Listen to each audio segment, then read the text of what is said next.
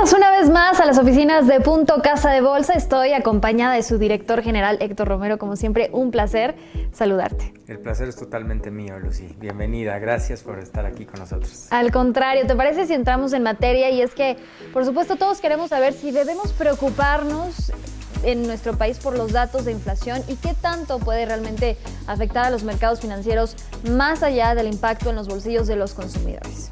Bueno, obviamente el bolsillo del consumidor es sumamente importante y lo que vemos es que pues, desafortunadamente el poder adquisitivo sí ha perdido algo de valor y eso por supuesto afecta a las familias, pero por otro lado, bueno, pues otra vez irnos a los básicos, a los fundamentos. Y de mi escuela de economía recuerdo que la definición de inflación es básicamente un incremento sostenido y generalizado en los precios, ¿no? Entonces, es sostenido, bueno, pues hasta ahora parece que es transitorio, es decir, no es sostenido como tal. Es generalizado, creo que tampoco, más bien es una cuestión de algunos precios que por supuesto son sumamente relevantes, como alimentos, como energía. Pero no es un fenómeno en México, es un fenómeno globalizado y tiene que ver con las cadenas de suministro, ¿no? Entonces, lo vimos ahora en los reportes que hemos estado revisando, por ejemplo el de Nike, por ejemplo el de Apple, donde vemos que las empresas reportan problemas en sus cadenas de suministro y por lo tanto un problema para satisfacer las órdenes de los clientes, ¿no? Afortunadamente, poco a poco, gradualmente, la economía regresa a su normalidad, por lo tanto la demanda agregada también.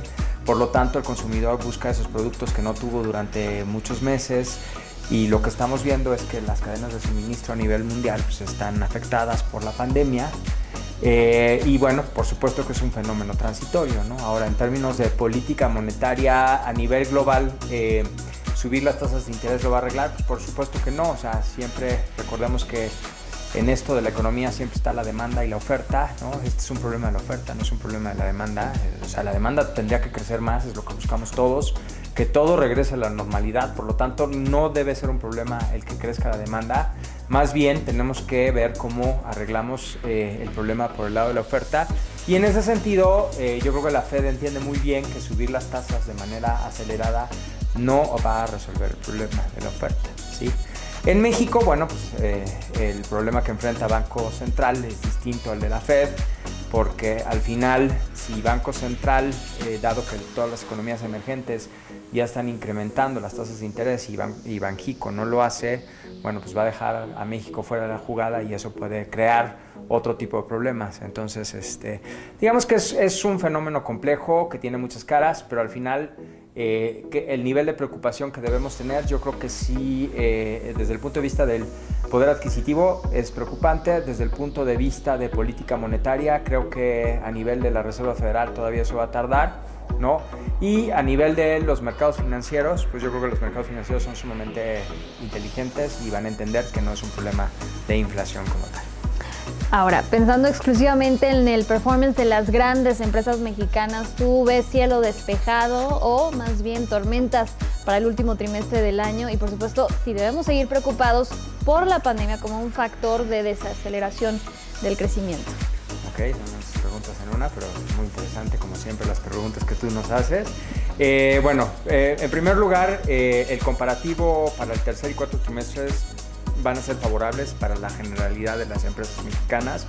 Por lo tanto, vamos a seguir teniendo buenos reportes como tuvimos el segundo trimestre, es decir, tercer y cuarto trimestres van a ser buenos los reportes corporativos, lo cual implica que la bolsa, que está muy cerca de máximos históricos, va a seguir subiendo, ¿sí? Luego te responderé como le respondí a tu colega Carlos Mota recientemente en un programa de televisión y me dice, ¿dónde ves el índice? En el mediano y largo plazo, si yo le digo, pues lo veo en 100,000 puntos, es decir, prácticamente el doble de lo que está ahora, ¿no? Ahora, la gran pregunta es ¿cuándo? Porque pueden ser 2 años, ¿sí? O pueden ser 10, ¿verdad? ¿Cuándo? Yo creo que más pronto que tarde. Okay. Yo creo que más pronto que tarde. Las empresas mexicanas, sobre todo las que son parte del índice de la bolsa, pues son empresas de clase mundial que han mostrado una enorme flexibilidad para adaptarse a cualquier circunstancia, ¿sí? Incluso las peores circunstancias. Entonces, pues en ese sentido, pues yo me declaro optimista con respecto a los mercados financieros. de mediano y largo plazo.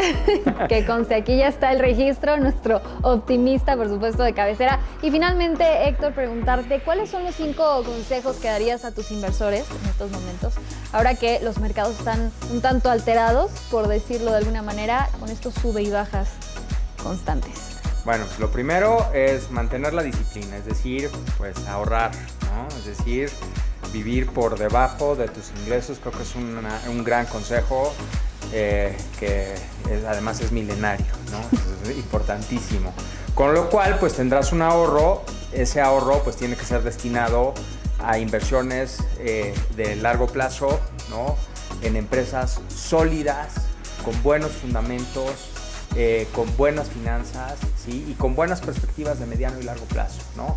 El siguiente consejo tal vez sería tener una visión contraria. ¿Qué le llamamos nosotros en los mercados una visión contraria? Es siempre cuestionar todo lo que se está diciendo en los medios sobre las empresas, sobre los mercados financieros.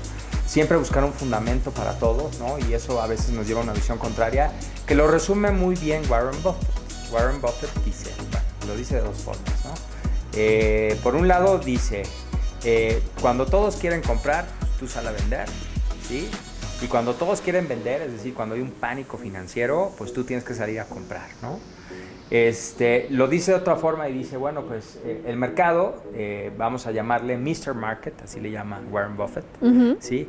Mr. Market pues es una persona que a veces se despierta de muy buen humor y a veces se despierta de muy mal humor, ¿no? Cuando está de muy buen humor, pues las acciones suben y suben y suben y suben, pues tú tienes que salir a vender un poco, ¿sí? Tomar utilidades, decimos nosotros. Cuando el mercado está de muy mal humor, ¿no? De hecho, esta semana, pues por ahí presentó 2 episodios de muy mal humor, pues tú tienes que salir a comprar. Eso dice Warren Buffett, ¿sí? Y bueno, no sé si me falta algún consejo, pero básicamente mantener esa visión de largo plazo es fundamental, ¿no? En los mercados financieros no se gana en el corto plazo. Cuando llega un cliente y me dice, quiero que me recomiendes acciones que me den un buen rendimiento en 3 meses, le digo, no, pues creo que te equivocaste de tienda.